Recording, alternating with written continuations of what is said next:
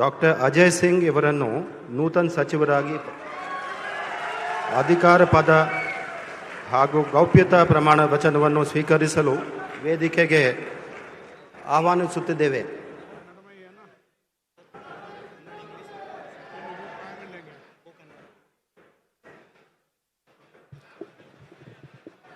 ನಾನು ಡಾಕ್ಟರ್ ಅಜಯ್ ಧರಮ್ ಸಿಂಗ್ ಎಂಬ ಹೆಸರಿನ ನಾನು ಕಾನೂನಿನ ಮೂಲಕ ಸ್ಥಾಪಿತವಾದ ಭಾರತದ ಸಂವಿಧಾನದ ವಿಷಯದಲ್ಲಿ ನಿಜವಾದ ಶ್ರದ್ಧೆ ಮತ್ತು ನಿಷ್ಠೆಯನ್ನು ಹೊಂದಿರುತ್ತೇನೆಂದು ನಾನು ಭಾರತದ ಸಾರ್ವಭೌಮತ್ವವನ್ನು ಮತ್ತು ಅಖಂಡತೆಯನ್ನು ಎತ್ತಿ ಹಿಡಿಯುತ್ತೇನೆಂದು ಮತ್ತು ಕರ್ನಾಟಕ ರಾಜ್ಯದ ಮಂತ್ರಿಯಾಗಿ ನನ್ನ ಕರ್ತವ್ಯಗಳನ್ನು ಶ್ರದ್ಧಾಪೂರ್ವಕವಾಗಿ ಹಾಗೂ ಅಂತಃಕರಣಪೂರ್ವಕವಾಗಿ ನಿರ್ವಹಿಸುತ್ತೇನೆಂದು ಭಯ ಅಥವಾ ಪಕ್ಷಪಾತವಿಲ್ಲದೆ ರಾಗದ್ವೇಷವಿಲ್ಲದೆ ಎಲ್ಲ ಬಗೆಯ ಜನರಿಗೆ ಸಂವಿಧಾನಕ್ಕೆ ಮತ್ತು ಕಾನೂನಿಗೆ ಅನುಸಾರವಾಗಿ ನ್ಯಾಯವಾದುದನ್ನೇ ಮಾಡುತ್ತೇನೆಂದು ದೇವರ ಹೆಸರಿನಲ್ಲಿ ಪ್ರಮಾಣ ಮಾಡುತ್ತೇನೆ.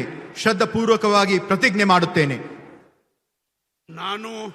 ನಾನು ಡಾಕ್ಟರ್ ಅಜಯ್ ಧರಮ್ ಸಿಂಗ್ ಎಂಬ ಹೆಸರಿನ ನಾನು ಕರ್ನಾಟಕ ರಾಜ್ಯ ಮಂತ್ರಿಯಾಗಿ ನನ್ನ ಪರ್ಯಾಲೋಚನೆಗೆ ತರಲಾಗುವ ಅಥವಾ ನನಗೆ ತಿಳಿದು ಬರುವ ಯಾವುದೇ ವಿಷಯವನ್ನು ರಾಜ್ಯದ ಮಂತ್ರಿಯಾಗಿ ನನ್ನ ಕರ್ತವ್ಯಗಳ ಯುಕ್ತ ನಿರ್ವಹಣೆಗೆ ಅಗತ್ಯವಾಗಬಹುದಾದ ಸಂದರ್ಭದಲ್ಲದೆ ಅನ್ಯಥಾ ಯಾರೇ ವ್ಯಕ್ತಿಗೆ ಅಥವಾ ವ್ಯಕ್ತಿಗಳಿಗೆ ಪ್ರತ್ಯಕ್ಷವಾಗಿ ಅಥವಾ ಪರೋಕ್ಷವಾಗಿ ತಿಳಿಸುವುದಿಲ್ಲ ಅಥವಾ ಬಹಿರಂಗಪಡಿಸುವುದಿಲ್ಲ ಎಂದು ದೇವರ ಹೆಸರಿನಲ್ಲಿ ಪ್ರಮಾಣ ಮಾಡುತ್ತೇನೆ.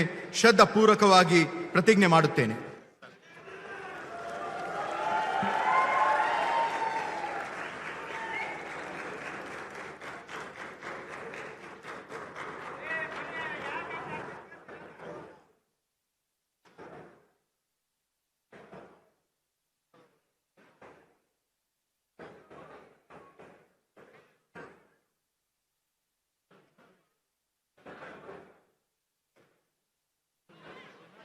ಚುನಾವಣೆಯಲ್ಲಿ ಸೋಲನ್ನು ಅನುಭವಿಸಿದ್ರು. ಅದಾದ ಮೇಲೆ ಮತ್ತೆ 2013ರಲ್ಲಿ ಕಾಂಟೆಸ್ಟ್ ಮಾಡಿದ್ರು, 13ರಲ್ಲಿ ಗೆದ್ದರು.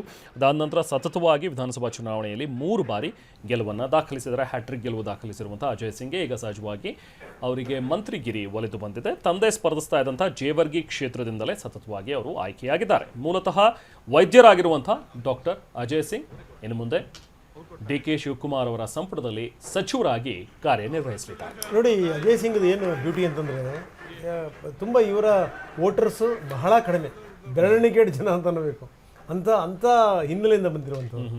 ಕಾಂಗ್ರೆಸ್ ಇವರ ತಂದೆಗೆ ಮುಖ್ಯಮಂತ್ರಿ ಮಾಡ್ತಾರೆ. ಆ ಸಂದರ್ಭದಲ್ಲಿ ಆ ಒಲ್ದು ಬಂದಂಥದ್ದು ಇದೆಯಲ್ಲ, ಅದೇ ಒಂದು ದೊಡ್ಡ ಭಾಗ್ಯ. ಯಾಕಂದರೆ ದೇವೇಗೌಡರಿಗೆ ಯಾವುದೇ ಕಾರಣಕ್ಕೂ ಖರ್ಗೆ ಅವರು ಮುಖ್ಯಮಂತ್ರಿ ಆಗೋದಕ್ಕೆ ಒಲವಿರಲಿಲ್ಲ. ಹಾಗಾಗಿ ಏನಂತಂದರೆ ಧರ್ಮ್ ಸಿಂಗ್ ಎಲ್ಲರಿಗೂ ಕೂಡ ತುಂಬ ಹೊಂದ್ಕೊಂಡು ಹೋಗ್ತಾರೆ ಅನ್ನುವಂಥ ಕಾರಣಕ್ಕೋಸ್ಕರ ಧರ್ಮ್ ಸಿಂಗ್ ಅವ್ರನ್ನ ಮುಖ್ಯಮಂತ್ರಿ ಮಾಡಿದ್ರು. ಈಗ ನೋಡಿ, ಆ ಪರಂಪರೆ ಮುಂದುವರೆದಿದೆ.